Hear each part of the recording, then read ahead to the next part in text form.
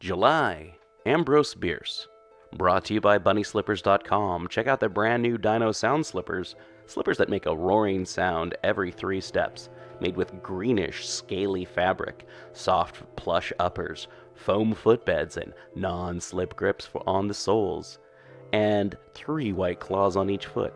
One size fits most, up to women's 10.5, men's 8. Footbed measures 10.5 inches. Check out Dave's Corner of the Universe every last Tuesday of the month, part of our monthly Cthulhu Mythos and other weirdness episodes, or go to his blog at davescorneroftheuniverse.wordpress.com. Also join us later this month when we talk to writer Rami Ungar about his next novel, Rose, which should be out on Amazon right now. You can check the show notes to find out where you can get a copy, or check out the reviews for that. I really like it. It's hard to describe, but it would make a really good manga. It's biological body horror. There's spellcasting elements in it. There's elemental spirits. It's pretty cool stuff. And you can find out more about him by going to Rami Ungar, the writer, and that is RAMIUNGAR, thewriter.com. Special thanks to all of my guests this month. If you want to be a guest on PGTTCM or Black Clock due to your hobbies or professions in academia, arts, literature, relating to weird fiction, gothic, horror, Old English, any of that fun stuff, folklore, Cthulhu Mythos, weird fiction, horror in general, contact us and we'll see what we can do.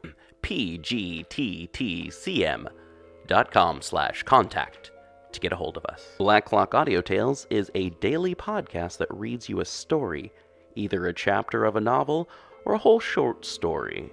Join us in our exploration of old ghost stories, supernatural fiction, horror tales, folk tales, fantasy, gothic horror, weird fiction, and cosmic horror. And don't forget to join us for our monthly show about the Cthulhu Mythos. Look for our podcast wherever you find your podcasts. We suggest Podbean, Apple Podcasts, or Stitcher. Find us on the web at pgttcm.com and Black Clock Audio on Instagram and Facebook. We've got PGTTCM on Twitter and Black Clock Audio Tales on YouTube. Check out People's Guide to the Cthulhu Mythos on the last Tuesday of each month. Check out our new website at pgttcm.com. Edited by Daniel Spitzer, music by Kevin MacLeod. Produced at Badger's Drift Studio in beautiful North Portland. Read for you by Chiquito Crasto. Beyond the Wall.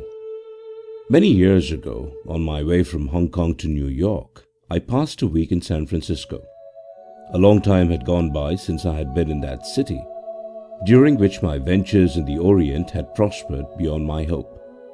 I was rich and could afford to revisit my own country, to renew my friendship with such of the companions of my youth as still lived and remembered me with the old affection. Chief of these, I hoped, was Mohan Dampier, an old schoolmate with whom I had held a desultory correspondence which had long ceased, as is the way of correspondence between men.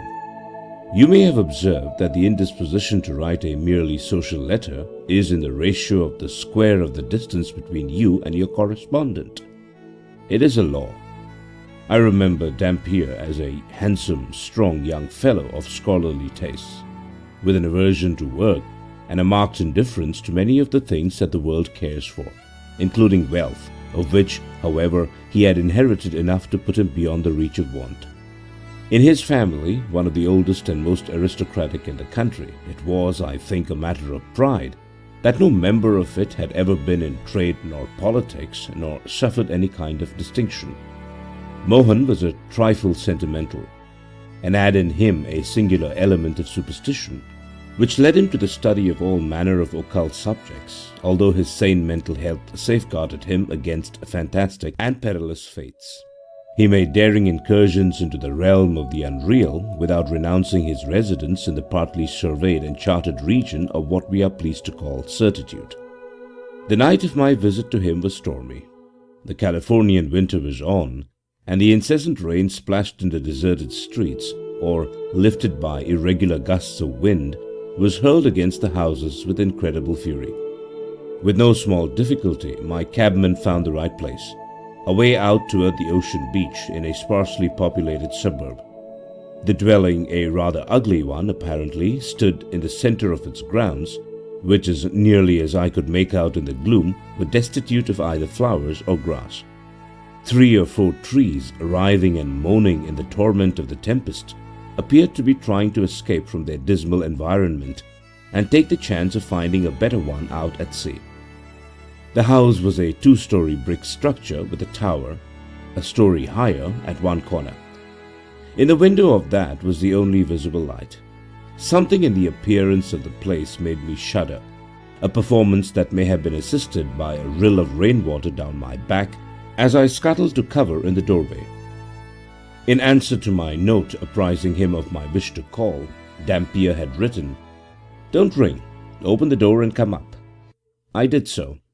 The staircase was dimly lighted by a single gas jet at the top of the second flight. I managed to reach the landing without disaster and entered by an open door into the lighted square room of the tower.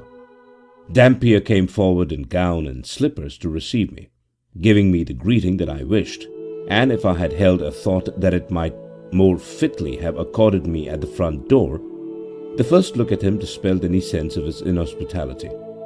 He was not the same. Hardly past middle age, he had gone grey and had acquired a pronounced stoop. His figure was thin and angular, his face deeply lined, his complexion dead white, without a touch of colour. His eyes, unnaturally large, glowed with a fire that was almost uncanny. He seated me, proffered a cigar, and with grave and obvious sincerity assured me of the pleasure that it gave him to meet me. Some unimportant conversation followed, but all the while I was dominated by a melancholy sense of the great change in him. This he must have perceived, for he suddenly said with a bright enough smile, "You are disappointed in me. Non sum qualis eram." I hardly knew what to reply, but managed to say, "Why, really, I don't know. Your Latin is about the same." He brightened again. "Oh," he said, "being a dead language, it grows in appropriateness. But please have the patience to wait. Where I am going, there is perhaps a better tongue. Will you care to have a message in it?" The smile faded as he spoke, and as he concluded, he was looking into my eyes with a gravity that distressed me.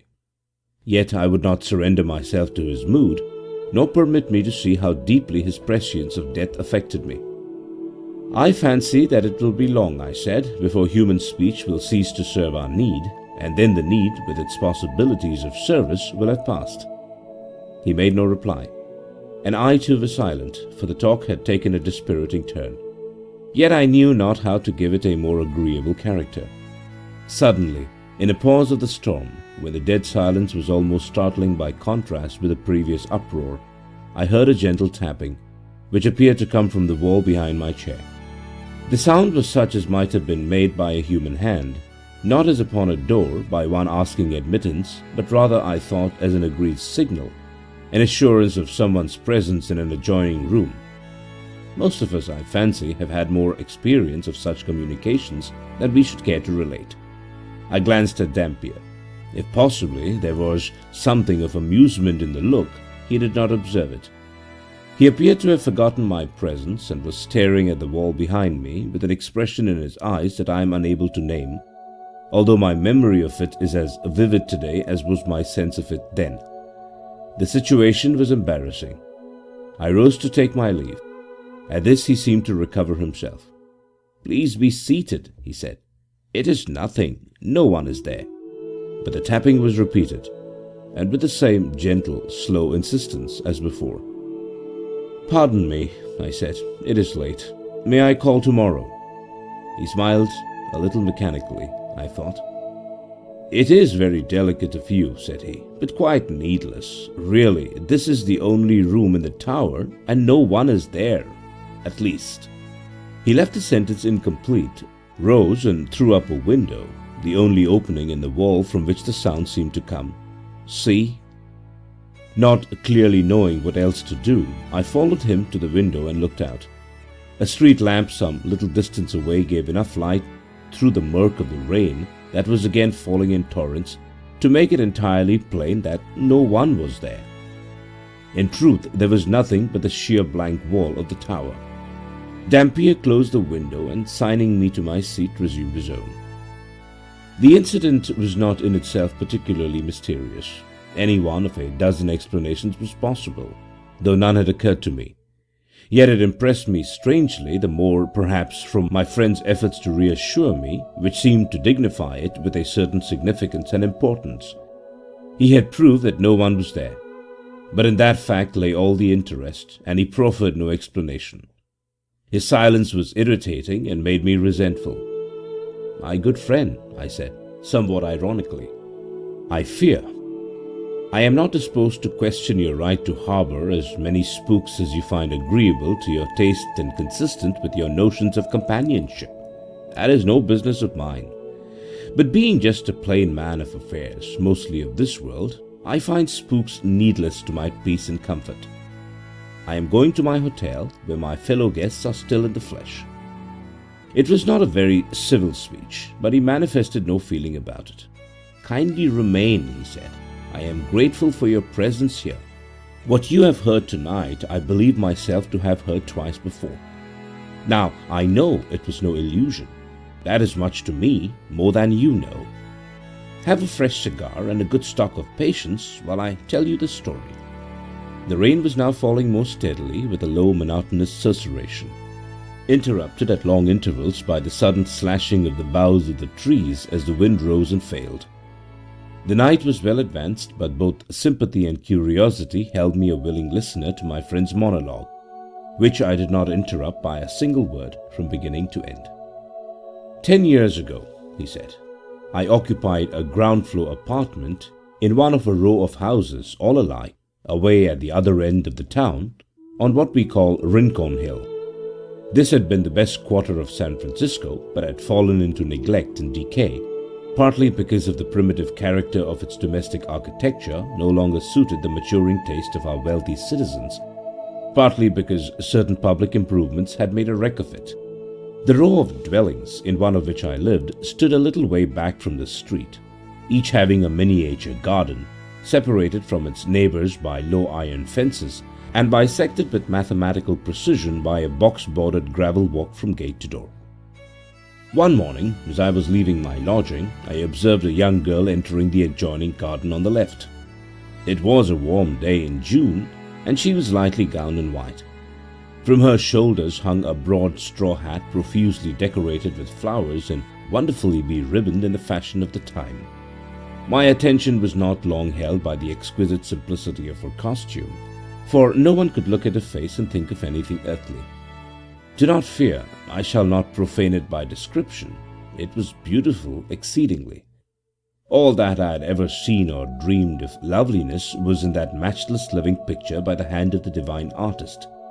So deeply did it move me that, without a thought of the impropriety of the act, I unconsciously bared my head as a devout Catholic or well-bred Protestant uncovers before an image of the Blessed Virgin. The maiden showed no displeasure.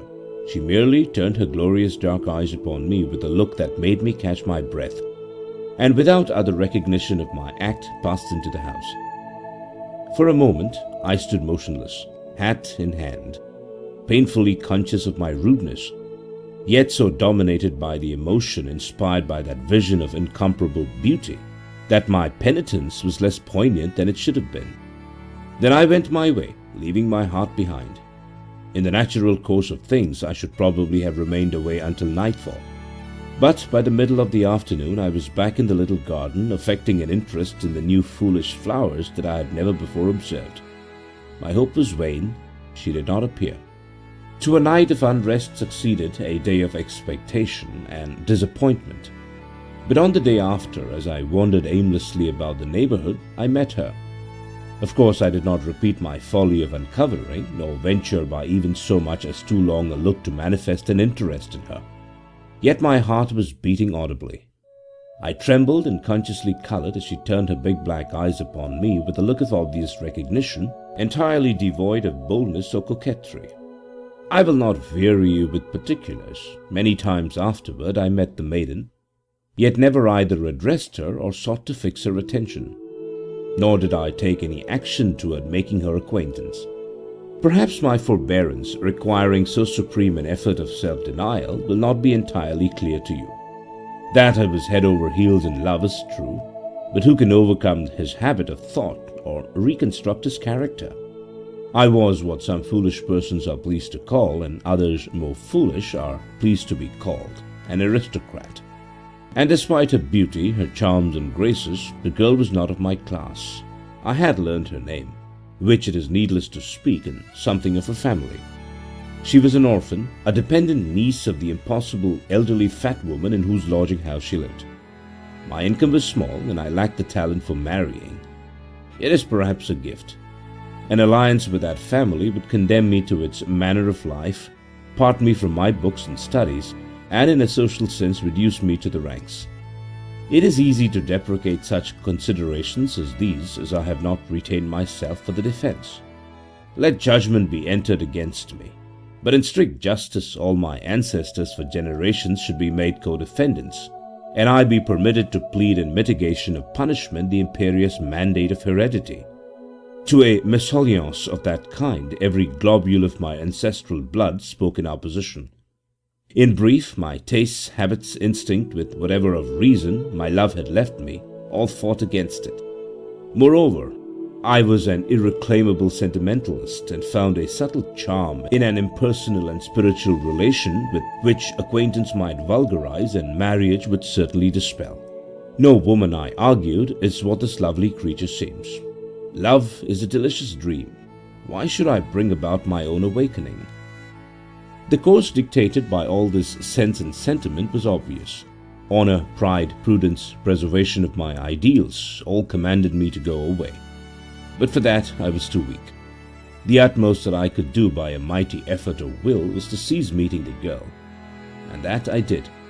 I even avoided the chance encounters of the garden, leaving my lodging only when I knew that she had gone to her music lessons and returning after nightfall. Yet all the while I was as one in a trance, indulging the most fascinating fancies and ordering my entire intellectual life in accordance with the dream. Ah, my friend, as one whose actions have a traceable relation to reason, you cannot know the fool's paradise in which I lived. One evening, the devil put it into my head to be an unspeakable idiot. By apparent careless and purposeless questioning, I learned from my gossipy landlady that the young woman's bedroom adjoined my own, a party wall between. Yielding to a sudden and coarse impulse, I gently rapped on the wall. There was no response, naturally, but I was in no mood to accept a rebuke. A madness was upon me, and I repeated the folly, the offense, but again ineffectually, and I had the decency to desist. An hour later, while absorbed in some of my infernal studies, I heard, or thought I heard, my signal answered.